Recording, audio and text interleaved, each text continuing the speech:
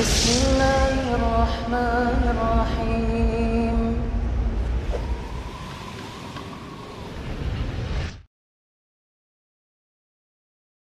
Aman, kita di mana nih? Daerah mana? Wisatanya apa nih? Ini tuh Situ apa? situ apa namanya? Hah? Wulukut.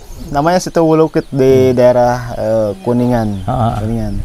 Ya sekitar berapa menit ya, kalau dari Dharma ya sekitar 10 menitan lah. Gitu ya? Ya, 10 menitan. Tapi banyak tadi yang duduk-duduk ya, banyak. Ya, gitu. Terus tak lihat tadi ada yang kalau selfie, Ya. anak-anak gadis loh kalau selfie, dia begini. Itu antum tahu tandanya apa? Oh, Anda belum tahu dah. Nggak boleh ya? Itu tandanya dia butuh sandaran. Oh, gitu. Masya Allah. Nah kalau yang gini ya sambil gini, nah itu tandanya dia mau diduain. Oh, itu Masya Allah. Oh, jangan yang kedua. Itu gitu, siap yang kedua. Kapan nikah insya Allah? Kapan? Insya Allah bulan depan, Ustaz. Bulan depan ya? Ya. Ya, Iwan ini calon pengantin, doakan semoga Allah beri kemudahan ya. Allah beri berkah, dan antum harus berharap bahwa orang yang nikah itu orang yang dimudahkan rezekinya oleh Allah. Yang pertama. Ya. Kan Allah sendiri langsung berfirman dalam Al-Qur'an, "Iyakunu fuqara yughnihumullah min fadlih." Kalau dia fakir, maka Allah akan berikan kekayaan, Allah akan berikan karunia dari Allah Subhanahu wa taala. Terus yang kedua, nikah itu kan menyempurnakan agama ya.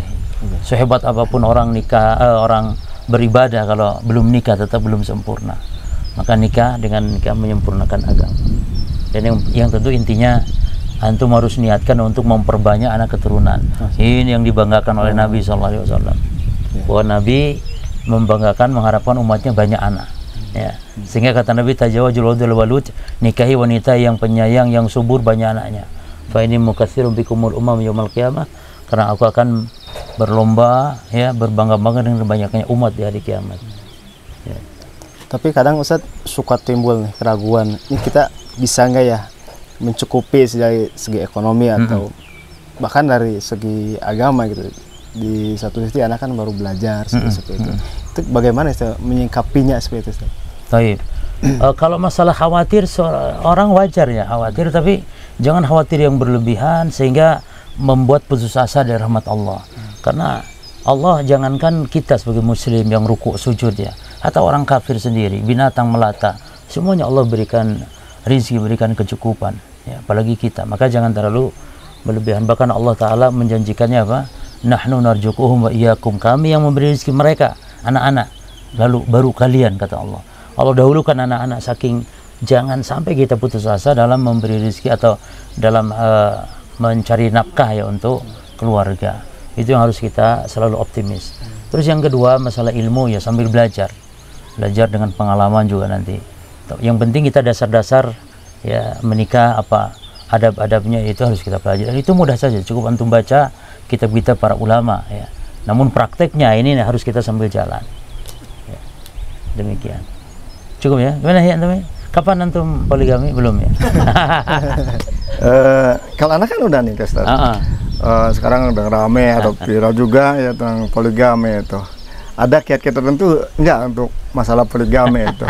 Biar ya semuanya enak gitu ya. Taib. Jadi poligami itu kan menikah, intinya kan gitu. Menikah disyariatkan tentu. Bahkan poligami sendiri kan disyariatkan. Allah mengatakan fankihu ma taba lakum minan nisa'i masna wa thulatha wa ruba'. Maka nikahi wanita yang kau suka 2, 3 atau 4. Nah, hanya saja masalah hukumnya ya tentu disesuaikan dengan kemampuan. Hatta menikah ya sesuaikan dengan kemampuan. Yang dipastikan kita akan bersikap adil, mampu menafkahi anak dan istri kita, ya boleh.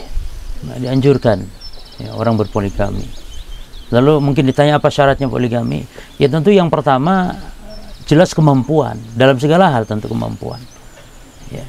Karena menikah sendiri kan Nabi mengatakan syaratnya kemampuan. Man istata'a minkumul ba'ah. Apabila kalian mampu wahai syabab, ya kan kata Nabi, wahai para pemuda, kemampuan. Ya. Nah, kemampuan di sini semuanya termasuk mampu dalam hal nafkah, mampu dalam hal yang membimbing, membina, semuanya. Cuma kenapa poligami lebih ditekankan persyaratan kemampuan? Karena dia akan bertambah beban tanggung jawabnya. keadilannya lebih dibutuhkan, lebih ditekankan. Istri satu pun kan harus adil sebenarnya. Adil itu menempatkan sesuatu pada tempatnya kan. Kalau poligami, keadilannya bertambah. Ini yang ditekankan oleh para ulama berkaitan dengan poligami adil. Ini yang berat. Ya.